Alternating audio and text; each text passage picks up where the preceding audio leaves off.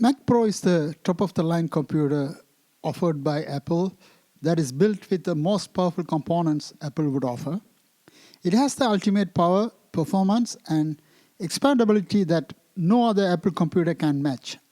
If you are a professional who depends on a real workstation to do the heavy lifting in record time and save money, this is the computer you want to get. But the current Mac Pro offered by Apple is not like the old Mac Pros we all are used to. Old Mac Pros used to be modular, upgradable, and customizable to our heart's content. But the new Mac Pro is a different kind of beast that may or may not be the right machine for you. It may not meet your expectations and fit into your current workflow. If you are thinking about buying or about to buy one, you should know its capabilities and above all its limitations. Because you are going to spend boatloads of money to get one and you don't want to have any surprises or disappointments. Here I am going to talk about the good, the bad, and the ugly of the Mac Pro, so you will know about what it can do and what it cannot do, so you can make an informed choice. First, I will tell the good, the great features it has, then the bad, its limitations, some of which could be deal breakers for you. That's the ugly. Then I will tell who this Mac Pro is good for, and at last I will talk about the good alternatives Apple has for you. Before I get into those, let me welcome you to my channel, The Forbidden Fruit. I am a Mac user since 1988, started with a Mac 2 with 1 MB RAM and 80 MB hard drive. Now I will start with the good. 1. It is powered by the best M series chip Apple can offer now. It is built with the M2 Ultra chip that has the GPU built in. Its media engine has the power and performance of 7 afterburner cards put together. This M2 Ultra chip is actually 2 very powerful M2 Max chips fused together, doubling the performance. M2 Max is the one you find in top-of-the-line MacBook Pros, and this M2 Ultra chip has 24-core CPU. Of those, 16 are high-performance cores and 8 are high-efficiency cores. And you can get up to 76-core GPU built in. All in all, this is the ultimate CPU you can find in any Macs now. 2. You can get up to 192 GB RAM memory that is built in. You don't have to worry about 8 GB versus 16 GB debate like the mere mortals. You have more than enough RAM memory for more applications. 3. Internal memory bandwidth is 800 GB per second. To compare, external Thunderbolt and USB 4 have only 40 GB bandwidth. 4. You can have up to 22 streams of 8K ProRes video playback simultaneously. 5. When it comes to 3D rendering and simulation, 3D interaction, video processing and transcoding, motion graphic effects and animation, video editing, compositing 8K scenes, color correction, music production and photo editing, scientific compiling, code compiling, and handling enormous data sets, new Mac Pro is 3 to 7 times faster than the previous Intel-based Mac Pros. You throw anything at it, it will process it smooth and fluid. 6. You can have up to 8 displays to do all your professional work, especially for the video editors who need that kind of setup. This will be the ultimate machine. 7. This Mac Pro has something that other Macs don't offer, expandability. You can happily open the computer easily and upgrade. You have 360 degrees access to the internal components. It has lightweight aluminum housing with good airflow, keeping the PCI cards and internal components of your Mac Pro cool. 8. Mac Pro has 8 expansion slots. 6 of them support Generation 4 PCIe cards. These Generation 4 PCIe cards have 2 times bandwidth. You can use the PCIe cards for storage, fiber channel cards, fiber and Ethernet networking, video input and output. This Mac Pro comes with the Apple input-output card pre-installed in slot 7. This card has 3.5mm headphone jack, 2 HDMI ports and 2 USB-A ports. Besides the PCIe slots, you get 1 USB-A port and 2 SATA ports internally. It also has the Apple Thunderbolt input-output board that is installed in its own dedicated slot. 9. Expandability doesn't stop internally. You get plenty of expansion externally too. It supports 8 Thunderbolt ports, 2 in the front and 6 in the back, 2 HDMI ports supporting high bandwidth 48 GB per second, 2 10 GB Ethernet, 2 USB-A ports and 3.5mm headphone jack. 10. If you want to move around your Mac Pro easily, there are optional wheels available. 11. Mac Pro also available in rack mount if your workflow requests that setup.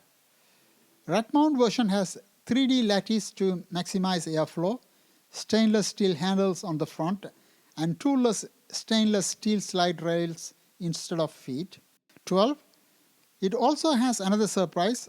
Normally, except iMac, when it comes to accessories like keyboard, mouse and trackpad, you have to buy them separately. A big surprise here, Apple throws in free accessories. Mac Pro comes with a free Magic Keyboard with Touch ID and numeric pad, a Magic Mouse and a lightning cable to charge them. So here is the good. Before we get into the bad, a word about my channel. I make videos about Mac computers and software. I made similar videos about all the current Mac models, the good, the bad and the ugly of all of them. If you are planning to buy any of them, feel free to watch them in my channel. Now the bad news. 1. It is expensive. No surprise here. All Apple products are obscenely high priced compared to similarly configured PC models. That's the way it is and there is no escape. So no point in complaining. So buy it and keep your mouth shut. 2. It is not just the base model that is expensive. Even the upgrades like GPU cores, RAM memory, storage, all are outrageously expensive. You will curse all the goats out there, so keep the judgment day in your mind. 3. Even the base model is bare minimum for a workstation like this. For a Mac Mini or MacBook Pro, 64 GB RAM and a 1 TB SSD drive might be an overkill, but for a top-of-the-line workstation, this is bare minimum. For that price, Apple should have given the maximums. 4. You cannot upgrade the RAM memory after buying. You are stuck with your RAM memory, so you have to get the right RAM memory you need when purchasing the computer. And remember, RAM upgrades are expensive. 5. Maximum memory is limited to 192 GB. In the previous Intel Mac Pros, you can go up to 1.5 TB RAM memory. There are professionals who stay away from this Mac Pro for this reason alone. So be aware of this limitation if your work requires more RAM memory. 6. Same with the GPU. Before, people choose the Mac Pro because they can install whatever graphic cards they want. Not anymore. GPU is built-in. Any graphic cards from outside vendors are not supported, no compatible. There is nothing on the market anyway. You are limited to the number of graphic cores that is built in the CPU. If you want to upgrade from 60-core GPU to 76-core GPU, you have to spend around $1,000. 7. Same thing with storage. SSD upgrades are way above the market prices. There is no slots except PCIe cards to upgrade the storage. There are 1 USB-A port and 2 SATA ports internally, but their bandwidth is 5 and 6 GB per second. With this bandwidth, any storage upgrade would be a joke. Apple could have added faster ports for adding NVMe SSD drives. 8. You only get Magic Mouse. If you want to get Magic Trackpad or want to have both, that is another expensive expense. 9. If you want to get wheels for the Mac Pro, you have to sell your farm. There are some confusing options here. A frame with the feet is the standard option. You can buy the wheels at the same time you are buying your Mac. It will cost $400. But if you decide to buy the wheels after you have bought your Mac, Apple sells the wheel add-on kit for $700. If you purchase the Mac Pro with the wheels and then decide later you want to have the feet, then Apple sells you a $300 feet kit. Also be aware that the wheels don't lock in place. 10. Not all PCIe slots are created equal. Out of 7 slots, only 6 are available for you. One PCIe 4x Generation 3 for Apple input-output card is already installed. That card cannot be installed in another slot, but you can remove it and install another half-length 4x PCIe card instead. but you are going to lose all the ports connected to that input-output card. I am not aware of any vendor selling any input-out cards with more ports. You also get 4 PCIe for 8 times generation 4 cards, of which 2 are single height, 2 are double height. Then 2 PCIe 16 times generation 4 cards, both are double height. So be aware of that if PCIe cards are critical to your workflow.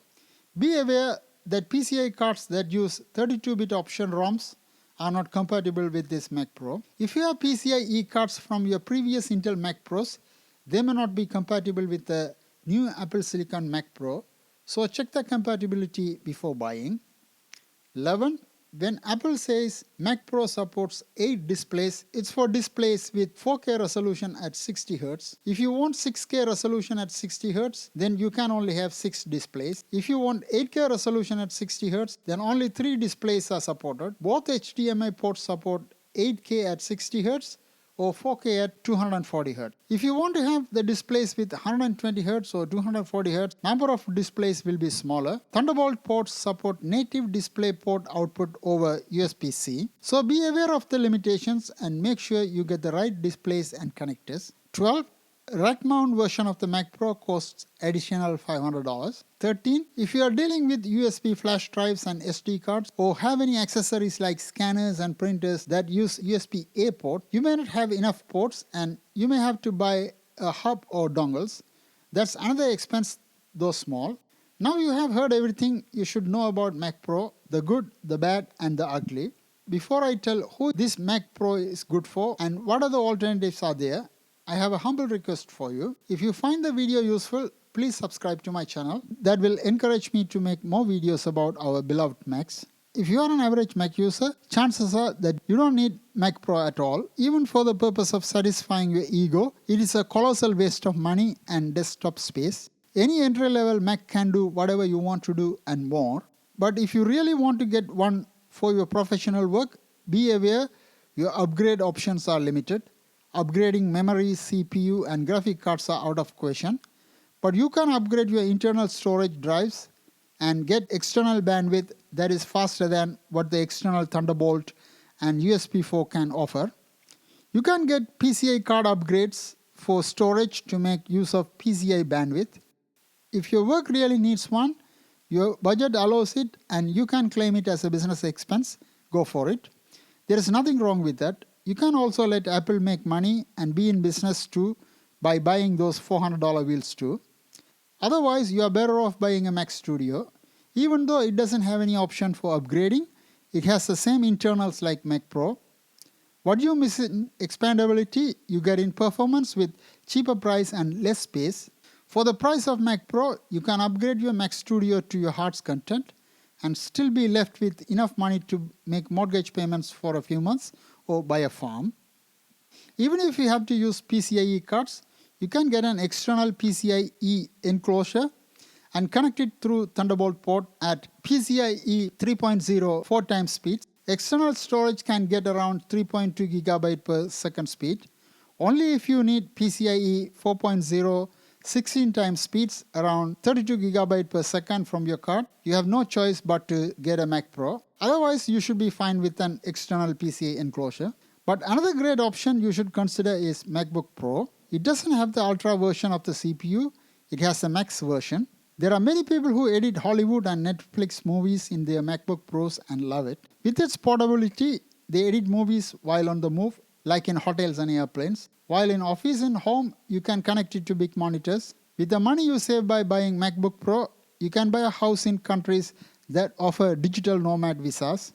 Apple Silicon chips have come a long way with their performance, which is many times multiplied than the Intel CPU Mac. You can do wonders even with the poor Mac Mini. So Ultra version of the Apple Silicon, which is technically 2 CPUs fused together, is not necessary for the heavy lifting. So getting the maxed up MacBook Pro could be an ideal choice for you if you prefer the portability the MacBook Pro offers. So if you are a professional looking for power and performance in budget, consider both of these options before you open the wallet. Any prosumer who wants to do video editing, music recording and other semi-professional work, consider Mac Mini that has more power than a prosumer needs. For average users, buying a Mac Pro is a cardinal sin. Buy a MacBook Air and live happily ever after. I have similar videos about all these computers, about all these Mac computers. You can watch them in my channel. I hope I gave you all the information you needed to make an informed choice about the Mac Pro. If you feel you benefited from my video and already subscribed to my channel, I thank you. I really appreciate that. That will encourage me make more videos.